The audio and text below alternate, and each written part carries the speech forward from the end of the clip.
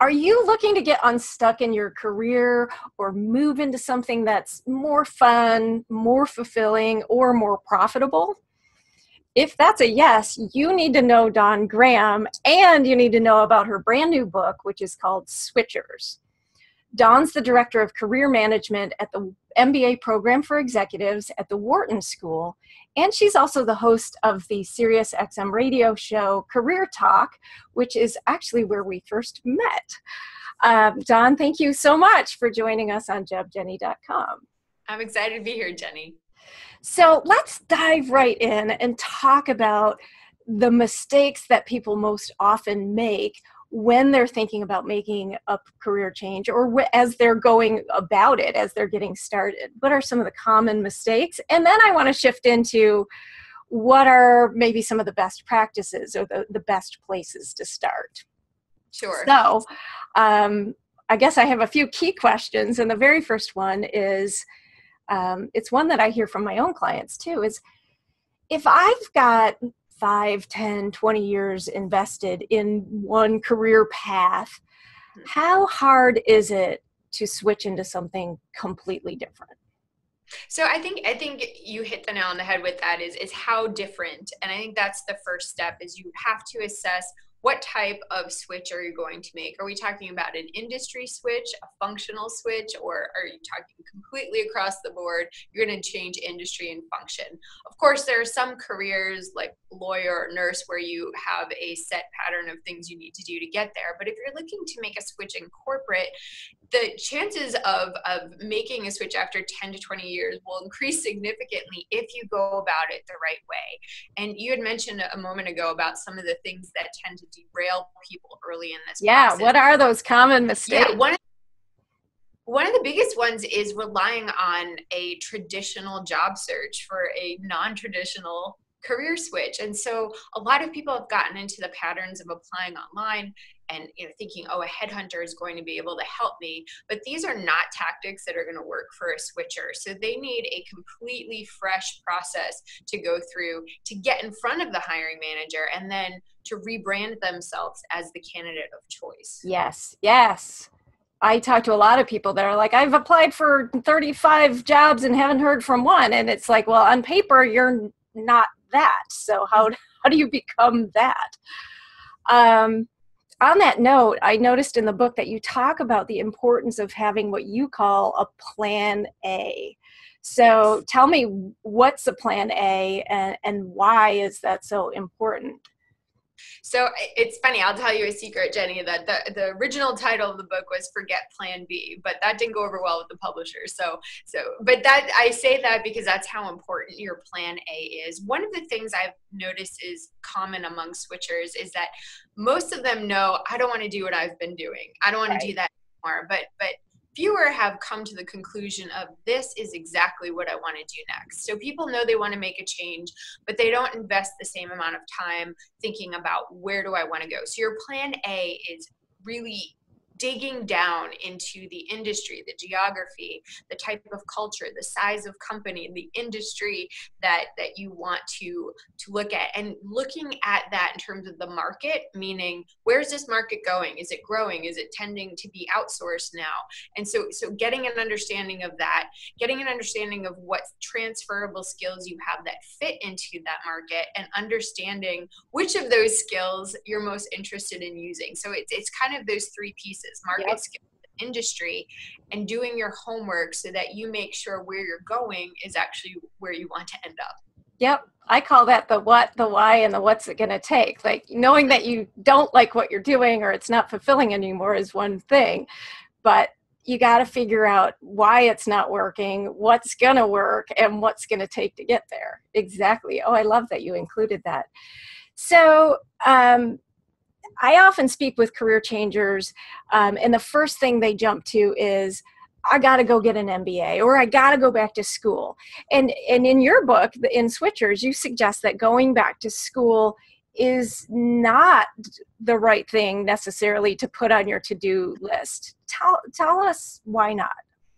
So a lot of people look at that as a first step, and I don't think that's a great first step, because I think people like it and are attracted to it because it's structured. So people feel like, I'm making a great move towards whatever it is I want to change to. But obviously it's a lot of time and investment. And if you've not spent any of your resources looking at this career and looking at, does this fit my values? Does this fit where I am in my lifestyle? Does the compensation work for me? And you make school your first step. It's not unusual that people get through halfway through and realize that, wow, this isn't what I thought it would be.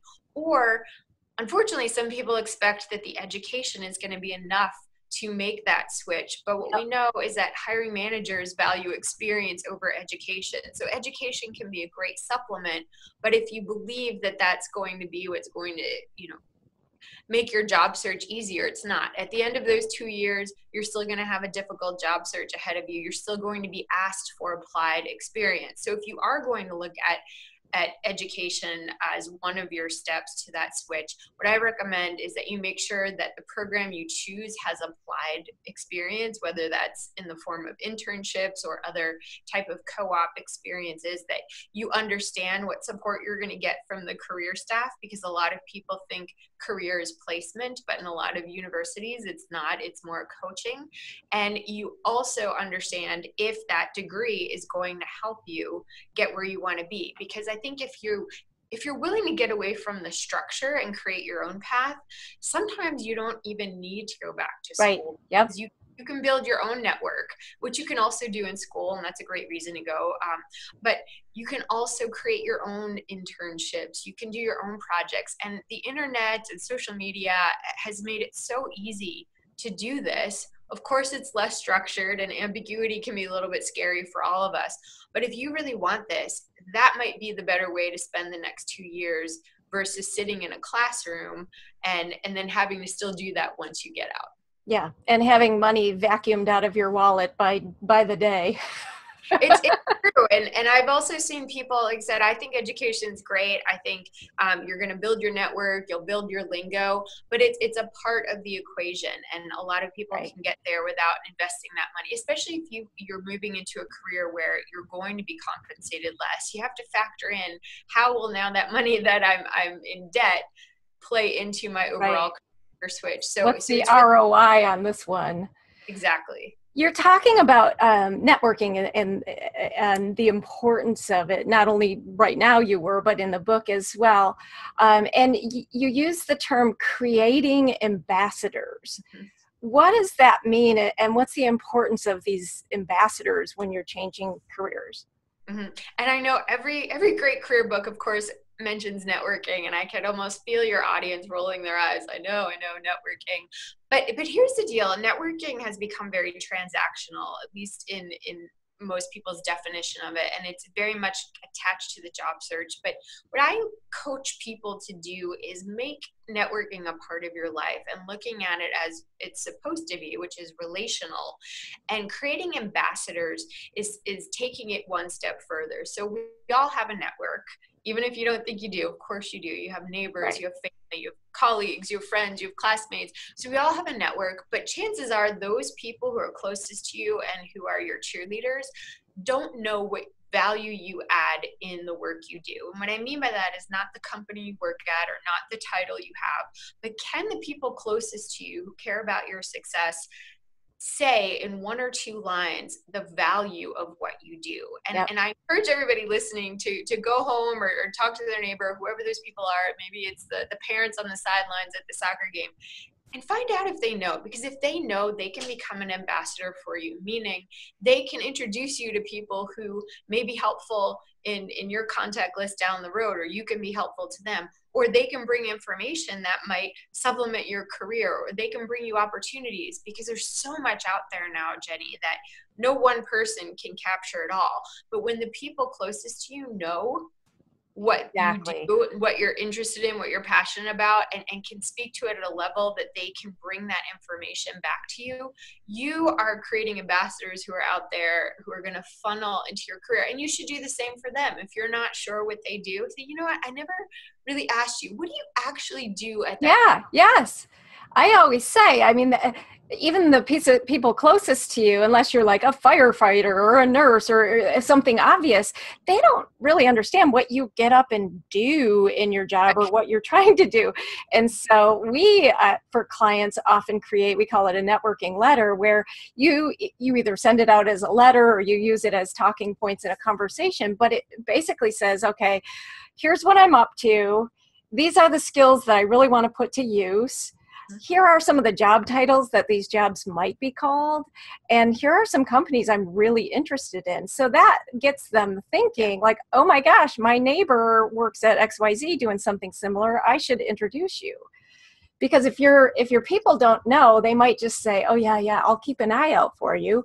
But if they have no idea what they're keeping an eye out for, it's like, what are they doing? Right.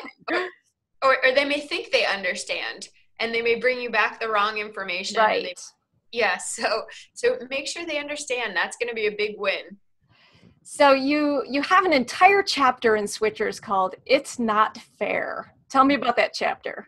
Yes, this is a favorite, I think, of people, because it just kind of pops up in the middle of the book, and it's like, wait a minute, we're going down this career path, and it's not fair is kind of the mantra of the book, because the fact is it's not fair. And it's I know there's a lot of career switchers out there who say, I know I can do this work and it's not fair that I can't get an interview, or it's not fair that I can't get in front of the hiring managers.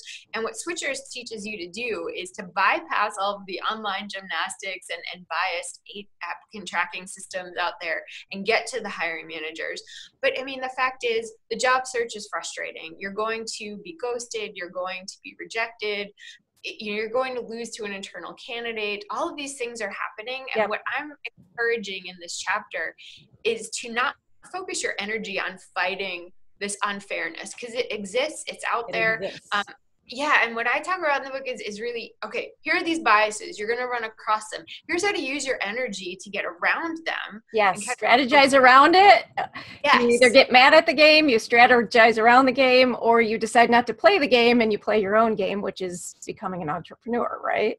Exactly. And what I also say is that when you get hired as a switcher, somebody's going to say, well, heck, that's not fair because you don't have the background. So the fairness or the unfairness, I guess, in this case is actually working to your advantage.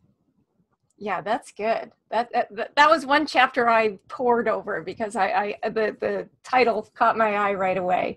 So one last question. There are a few books out there right now related to career change. Mm-hmm. What makes Switchers unique?